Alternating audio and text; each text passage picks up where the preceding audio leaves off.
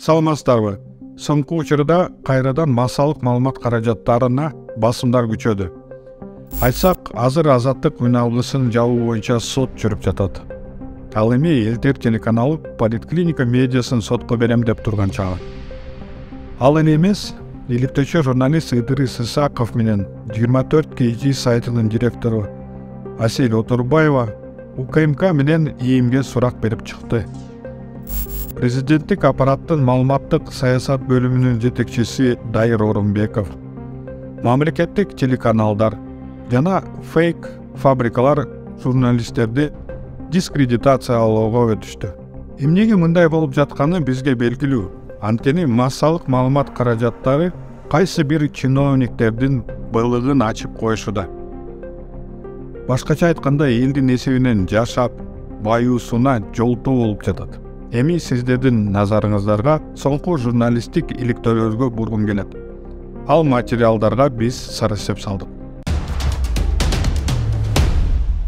Өткөн жумада иликтөөчү журналист, блогер Ыдырыс Исаков атайын материал жарыялады. Анда ал мыйзамсыз сатылып кеткен социалдык объектинин абалын айтып берген.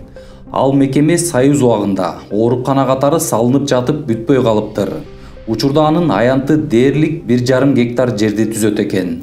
Азыр бул имаратты көрүп Ыдырыс баягы Украинада Бахмутта жүрөт экен дешиңиздер мүмкүн. Бирок бул Бахмут эмес, Украина эмес, бул Сирия эмес, Ливия эмес, Чеченстан эмес, бул Ош. Оштун Төлөйкөн айылы. Убагында эбегейсиз аянтты ээлеп турган социалдык объект менчиктештирилип кеткен. Кийин Ош шаардык мэриясы мекеме мыйзамсыз сатылып кеткенин айтып, жогорку соттон утуп алышат. Ал жерге оңдоп түзөө үчүн 13 миллион сом жумшап, элге өткөрүп бермекчи болушат. Бирок мекеменин мурдагы ээси кайрадан областтык сотко кайрылып, жогорку соттун чечимин жокко чыгартып алган. Мына Зулушев мырзага кирип сүйлөшө турган болсоң, ар бир экөө сөзүнүн биринде мыйзамдуулук деп сүйлөйт. Мына азыр мына жерде мыйзамдуулукту таап берсе жакшы болот эле азыр. Урматтуу Зулушев мырза, көрүңүз азыр. Ушул жер кантип ушунун сатылышы кандай мыйзамдуу? Кайсыл мыйзамга дал келет ушул? Өзүңүз карап көрүңүз. Убагында өкмөттүн акчасы кеткен, бул социалдык объект катары курулуп баштаган. Анан кийин ушул Верховный суд жогорку соттун чечимин ушу шаардык областтык соттук Ахматов деген ушул жогорку соттун чечиминин жокко чыгарылсын биз ойлойбуз, мыйзам биз ойлойбуз. Бул мамлекеттин эсебинде турган здание мамлекетке кайтыш керек, муниципалдык менчикке барыш керек, элдин талабы ушундай. Мындай чакта жергиликтүү бийлик кол кушуруп отурат. Эмне кыларын деле билишпей калган.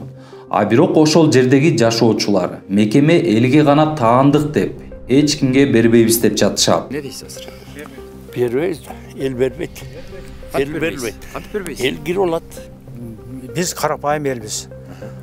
Биздин президентибиз Садыр Нуркожоевич карапайым элге таянам деп атат. Значит, президентибиз бизди колдойт. Бул здание биздин карапайым элдики. Бербейбиз. Сатылбайт, эч кимге сатылбайт. Бербейбиз дагы биз президентибизге кайрылабыз. Карапайым эл. Ыдырыс Исаков өз иликтөөсүндө суроо койду. Учурда бул жердин ээси ким?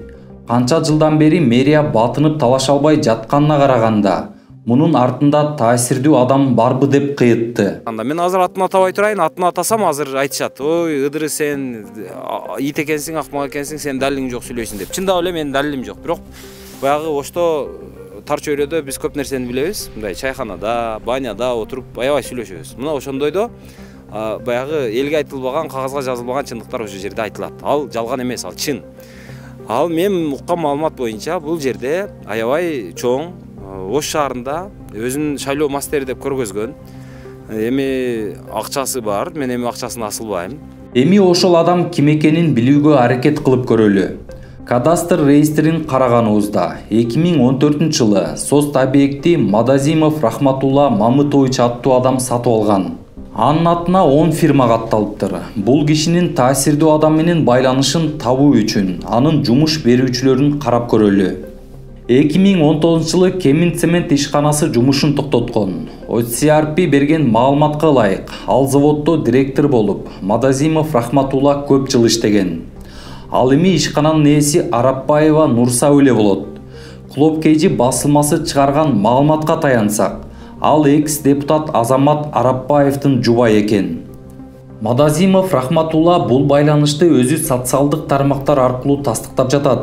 Бул Араван цемент заводунун Facebook'тагы расмий баракчасы. Ал жакта ээси катары Арапбаевдин жубайы Нурсауле Арапбаева турат. Мисал катары ушул видеону алалы. Буга бар болгону 9 лайк жана 1 комментарий жазылган. Ал комментарийди дагы каарманыбыз Рахматулла Мадазимов жазыптыр. Бул жерде Беспредел KG баракчасы экс-депутат Азамат Арапбаев Кыргыз-Орус фондунан ири насия алуу үчүн лобби кылып жатат деп айыптаган. Ал эми Рахматулла Мадазимов болсо мындай маалыматка жооп катары буларды жазган.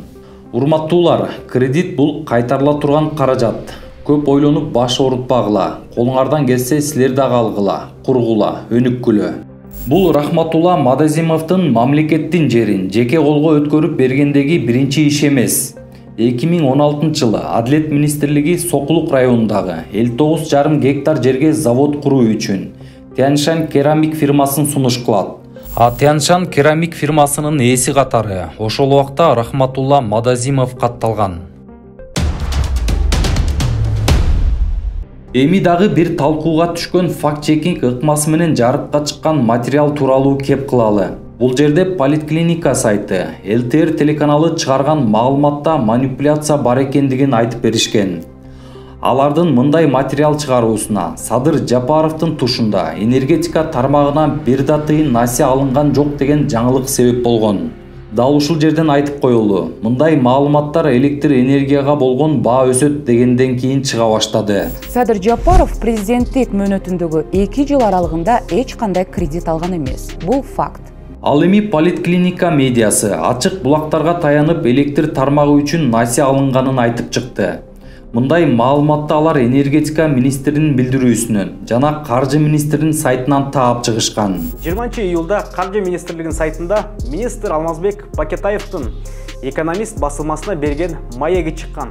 Анда министр акыркы 1 жылда эл аралык өнөктөштөрү менен 780 миллион долларга келишим түзүлгөнүн тастыктап, анын 28-29% энерго тармакка жумшаларын билдирген. Ал арада ЛТР телеканалы Политклиника медиасын айыптоого өтүштү. Маалыматты жалганга чыгаруу үчүн каржы министрлигинин бөлүм башчысынан интервью алышкан. Ал кызматкердин болсо кайсы бөлүмдү башкарары да белгисиз, көрсөтүшкөн эмес. Ушул аталган 466 миллион доллар болсо чет өлкөлүк кредиттер бул мурунку президенттер убагында кол коюлган келишимдер боюнча алынган каражаттар. Эң таң калыштуусу каржы министрлиги өзлөрү чыгарган маалыматты өзлөрү четке кагып жатат. Ананда аны жарыялаган Политклиника медиасын айыптоодо. Буга эмне дейбиз? Күлгөндөн башка арга жок. Эми ушул абсурдтун негизинде ЛТР телеканалы журналисттик иликтөө жасаган медианы сотко беребиз деп жатыптыр.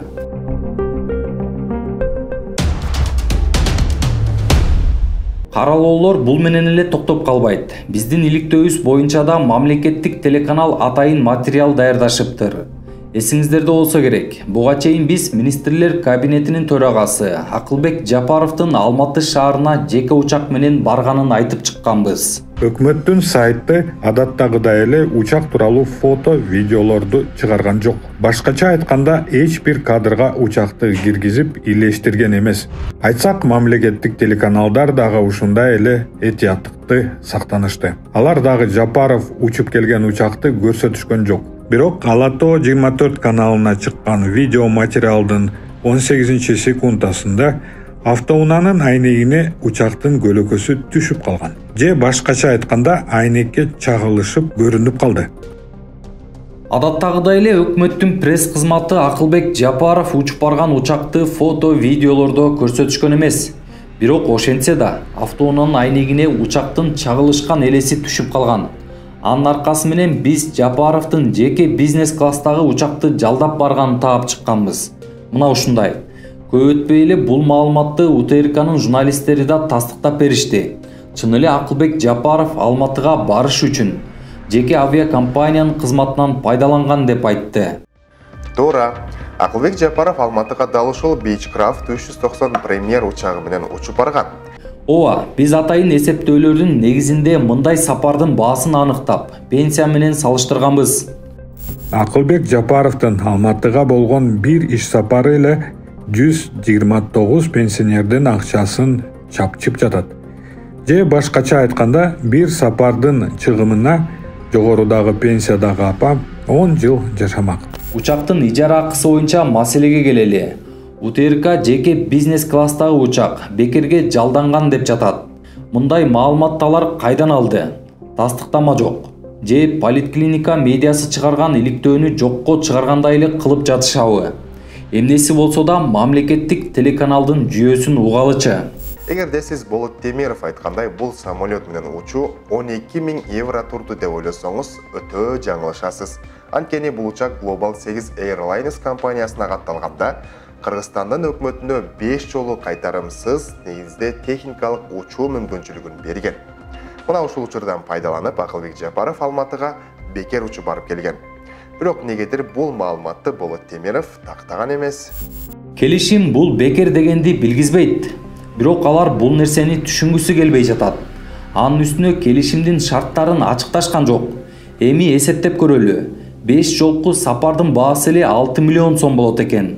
Бул каражат 645 пенсионердин бир айлык акчасы болуп жатат. Мына ушундай каражатка өкмөт башчы бир жолку комфорт жашоосун түзүп жатпайбы?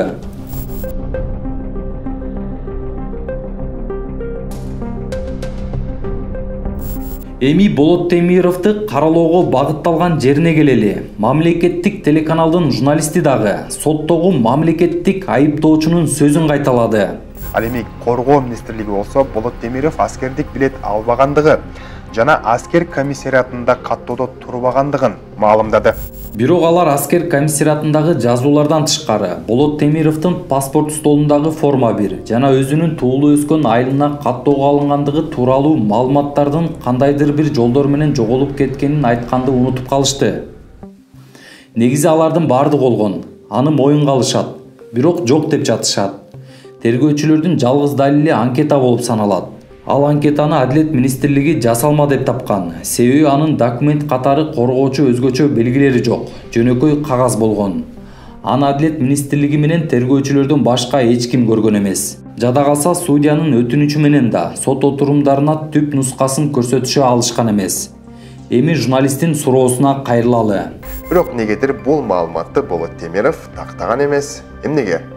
Бизде да мындай суроолор бар. Эмне үчүн ал маалыматты Болот Темировдон же Темиров Live каналынан тактаган жок? Ал эмнеден коркту? Болот Темиров ага эмне баңгизат ыргытып жибермек беле?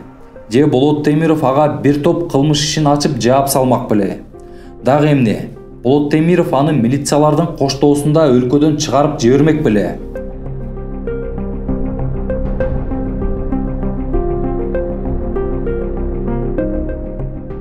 Урматтуу көрүүчүлөр, суроо берип көрүңүздөрчү. Эмнеге коомчулукта талкуу жараткан иликтөө чыккандан кийин журналисттердин өзүлөрүнүн куугундуктар болуп, ар кандай жалаларды тагып, камаганга аракет кылышат. Телефон чалууларын аңдып, интим жашоосуна чейин кийлигишип, жарыялаган учурлары болгон. Эмнеге алар массалык маалымат каражаттарын же болбосо сөз эркиндигин чектеген мыйзамдарды иштеп жатышат?